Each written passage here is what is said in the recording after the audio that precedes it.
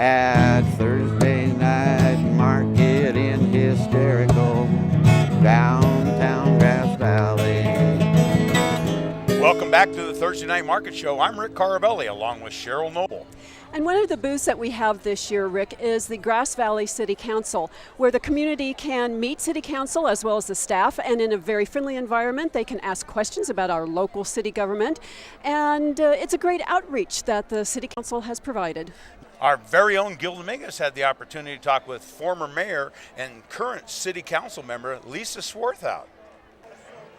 Thanks a lot, Rick. I am here with Lisa Swarthout, current city council person and former mayor. And Lisa, welcome to the Thursday Night Market. Thank you. I've actually been at many Thursday night markets, but it's a pleasure to be sitting here speaking with you. Well, the whole concept of Thursday Night Market, it's not a new one here for Grass Valley, and it's all about community. It absolutely is. I mean, it's a farmer's market, but it's a street festival. It's a place where people come and meet and greet and see their neighbors and do business, and it's just a great event that we've done, and it's really grown. I mean, it's been here, I think, about 15 years now, and started as a few vegetable and fruit farmers on Mill Street, and look what it's turned into. It's turned into a community event where you have to at least go once during the 8 weeks, and probably twice. And then, of course, some people come down here and shop every week just to get the fresh vegetables. Well, you know, there's a lot of people who live very close to downtown, and they walk down for fresh fruit and vegetables every Thursday night. And between this and a few of the other farmers markets in the community, they can get all fresh organic produce all summer long. It's great. Now, everybody knows, you wear a lot of hats now as an older adult. Thank you. She just had a birthday this week. But underneath all of that, you're still just a girl from Grass Valley and decided to stick around and be part of the community. Absolutely. My family moved here in the mid-'70s, and they bought a business, and I went to high school here. And after that, I left for a while, went away to college, lived in the big city, and just decided that I wanted to come back to a small town. And since I had family here, Grass Valley was the obvious choice, and haven't regretted it. I've been back here for 23 years now, and it's been great. And you say your family opened up a business. Your dad owned Stuckey Jewelers, and that's right down here on Mill Street. Still exists today and is going strong. James and Nicole Arbaugh are really taking it to another level. Absolutely. And that's great for downtown. So as your dad was a business owner, you would come down to the store then? Oh, I worked there every day after school, and I started working in a jewelry store when I was 12 years old. So every day after school, and summers and weekends, I'd come home from college and spend my summers here in Grass Valley and worked. And so I grew up on Mill Street. There's a lot of changes that have happened just in the last 33 years since I've been around. Now, Mill Street, when you're a youngster, you're working at your dad's store. Mill Street now, when you are yourself a shop owner. And is there any different way that you look at Mill Street now? I look at Mill Street as kind of the best of both worlds. We have the buildings and the history and a lot of people who've worked in the downtown for many years, but then we also have a lot of new energy and a lot of young business owners and people who've come here from other areas and brought great ideas with them. So it's kind of a mixture of the new and the old, and it really just works. We have a great downtown. We're very lucky. Well, we are lucky to have a great downtown and a vibrant downtown. So many downtowns are shuttering their businesses, and whatever is working here, a combination of community and tourism and everything that's involved seems to be the right combination. Absolutely. I think we've done it well here. Now, that kind of dovetails into my other discussion about you as a city council member. It's not enough that you just grow up here and work at your dad's store and you have a store yourself, but you've also gone into the political realm, and you have some big news in that regard as well. Big news, yes. I am running for re-election for the November election, so seeking a third term on the city council. So, which brings up the obvious question. You seem like a very nice, well, I know you are. You're a very nice person and very intelligent woman. Why in good God's name would you want to do that for a third time? I have really enjoyed being on the city council. I think it's important to serve your community in whatever capacity that you can, such as, you serve the community in such a fabulous way. And this was kind of my way to give back to the community. And there's a lot of unfinished business, I guess. You know, when you're on the city council or when you're in government in general, it takes a long time to do anything. And things that were started years ago when I first got on the council are still not complete. And I really would like to have the opportunity to see a few of those things to completion.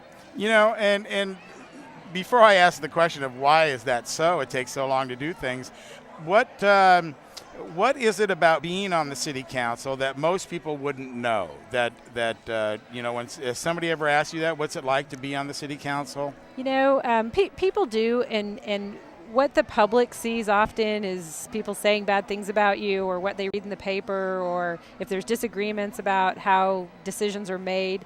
But what people don't really see, the behind the scenes, is that we work together as a team. Not one single person on the city council has more authority or power than another person. And so in order to get things done, you have to work together. And I think that is really something that the community doesn't always see. And I feel fortunate. I've worked with many great people in the community over the last 7.5 years. And they have all served the city selflessly and in just an amazing way. And I'm really happy to be a part of that. You know, and that's interesting to get that insight from you, because that is something that maybe somebody wouldn't realize or recognize. And you're running again. Your good friend, Jan, is running as well. Your other friend, Howard, is running as well. So here you've got friends, community friends, and you're all vying for those positions.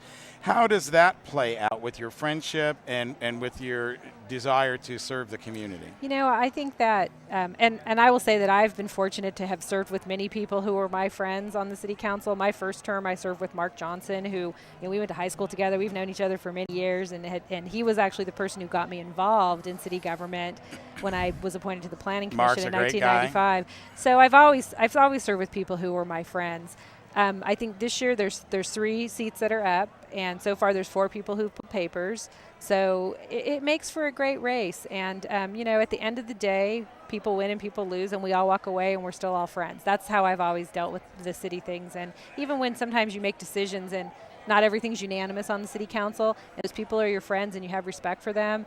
And at the end of the day, while we might disagree while we're standing up there, we still are respectful and treat each other the right way. And I'm very proud of that. And that is not always the case in local government, or certainly at the state or national level. So right. I feel very lucky to have always worked with people who were professional and appreciated the work that they did, and you know, took it seriously, but yet could manage to walk away and still be friendly and respectful to people. So do you feel that you're a different person then when you're on the other side of the dais, or are you still Lisa? I'm still Lisa. I don't know how to be any different than I actually am, and sometimes that gets me into trouble. But you know, sometimes you make decisions that aren't popular, and you have to deal with that. But I make my decisions based on what I really feel is the best for the city of Grass Valley. And I believe everybody I work with makes their decisions that way too. And sometimes, you know, people don't agree, and you just have to move on from that and go on to the next thing. I would say, you know, if you have somebody who agrees with everything you do, you're not doing a very good job. You need to have a little bit of dissension in there once in a while. I think that's my wife's job to to be that dissension. Now, you've had a term as the mayor. Yes. Should you be elected again, that might very well happen again, where you would be a 2-time mayor? Possibly, but not likely. You know, we are pretty fair about rotating that position, and usually the vice mayor is promoted to the mayor, and then the next person who hasn't served as mayor will be in that position. So what was that experience for you? You know, being mayor of this town is one of the greatest experiences of my life. It is a lot of fun. You get to do some really great things. You know, I got to give the key to the city to Chubby Checker. You know, I represented the city at numerous events and occasions. And did you win the Passy Toss? I did win the Passy Toss. Yes, yes. You know, and it made me very proud to serve in that position, because you really do represent the city in a lot of different ways, and it was a great experience. I loved every minute of it. And you're a hometown girl made good. Absolutely. All right. Well, listen, thanks a lot for giving us a few minutes Thank here you. out of your time. I know the city council's having its booth right there next to us. And, Yes. and what a great opportunity Yeah. for people to come out and meet the council members. There are actually 2 council people here on every Thursday night market, except I think the week of the fair. Everybody's out at the fair on Thursday night. Mm-hmm. But so if people want to come down and have any questions that they want to ask personally to any council members, we usually have some staff people representing various departments at the city too. So please come down, and we're just right in front of the clock on Main Street, and hope to see you down here.